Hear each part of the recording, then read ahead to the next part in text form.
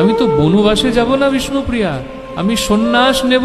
সন্ন্যাস মানে সম্যক রূপে সমস্ত কিছুকে পরিত্যাগ করা। আমি আর কদাপি ফিরে আসব না। ও, বুঝতে পেরেছি নাথ, তার মানে আপনার সবকিছু ত্যাগের জন্য আমি দায়ী না, আমি সেই কালনাগিনী যার জন্য আপনি গৃহস্থ ধর্মে অধিষ্ঠিত থেকে ভজন করতে পারছেন না।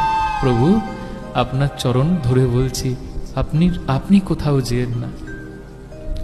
আজ রাত্রিতে আমি গঙ্গাতে প্রাণ পরিত্যাগ করে দেব। যদি সকালে কেউ জিজ্ঞাসা করে বিষ্ণুপ্রিয়া কই, বলবে জল আনতে গিয়ে বেচারি মরে গেছে।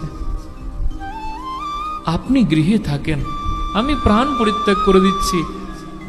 বিষ্ণুপ্রিয়া, আমি শুধু তোমার জন্য নয়, আমি জগতের মঙ্গলের জন্যই সন্ন্যাস নেব। তুমি আমাকে